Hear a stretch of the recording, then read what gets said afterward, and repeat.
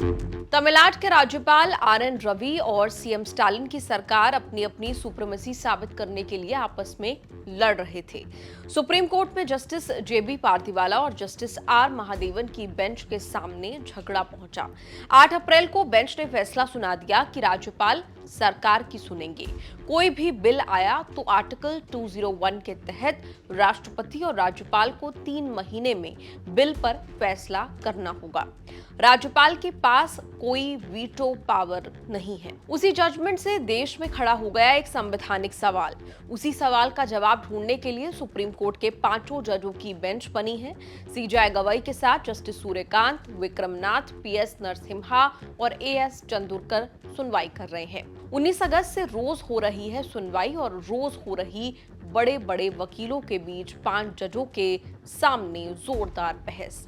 Attorney general R Venkataramani, solicitor general Tushar Mehta और अभिषेक मनु सिंघवी, के वेणुगोपाल, कपिल सिब्बल, हरीश साल्वे जैसे दिग्गज वकीलों के बीच बहस चल रही है।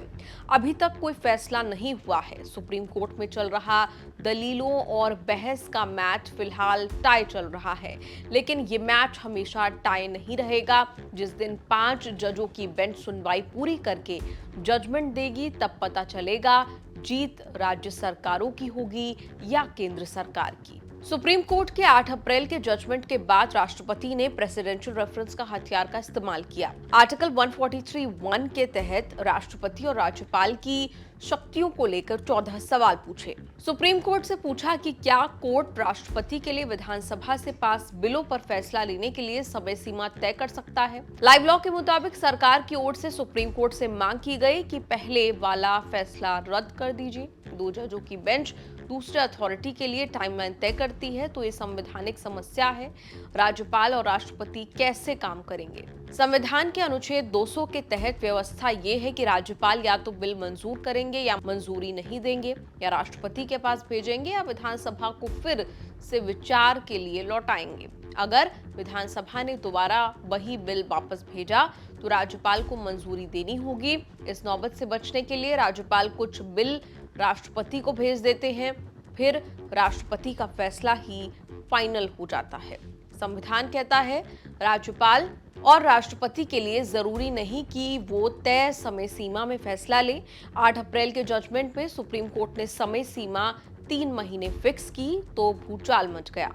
तमिलनाडु के वकील अभिषेक मनु सिंघवी और केरल सरकार के वकील के वेणुगोपाल ने सुप्रीम कोर्ट की बेंच से मांग की कि प्रेसिडेंशियल रेफरेंस का जवाब ही मत दीजिए। जो मुद्दे किसी जजमेंट में तय हो गए उन पर रेफरेंस में जवाब नहीं दिया जाता। आर्टिकल 141 सुप्रीम कोर्ट का फैसला लागू करना सबके लिए जरूरी होता है। शुरुआती सुनवाई में चीफ जस्टिस बी.आर. गवई ने तमिलनाडु और केरल की सरकार की दलीलों को नहीं माना। सुनवाई आगे बढ़ गई। सिंघवी ने कहा कि अगर माय लॉर्ड्स तमिलनाडु के फैसले को टच बिना रेफरेंस का जवाब देने का तरीका ढूंढ सकते हैं तो कोई समस्या नहीं है। बेंच ने अटॉर्नी जनरल और वेंकटरमणी से पूछा, अगर राज्यपाल लंबे समय तक बिल रोके तो क्या उपाय हैं? अगर बिल नहीं भेजेंगे तो सरकारें राज्यपाल की मर्जी पर निर्भर नहीं हो जाएंगी।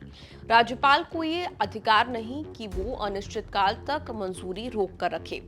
पहले दिन की सुनवाई में बेंच ने कहा कि अप्रैल का निर्णय गंभीर स्थिति को संभालने के लिए दिया गया हो सकता है। अटॉर्नी जनरल और वेंकटरमणी ने कहा कि तब भी कोर्ट राज्यपाल के काम अपने हाथ में नहीं ले सकता, बिल पास होने की घोषणा नहीं कर सकते।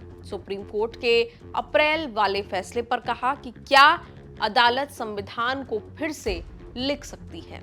कोर्ट ने गवर्नर और राष्ट्रपति को आम प्रशासनिक अधिकारी की तरह देखा, जबकि वो संवैधानिक पद है।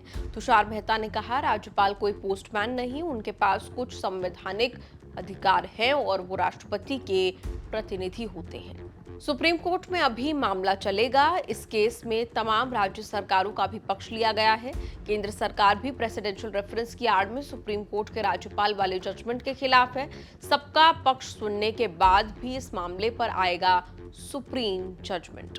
कोर्ट कचहरी के इस एपिसोड पर आपकी क्या राय है? कमेंट्स में लिखकर जरूर बताएं।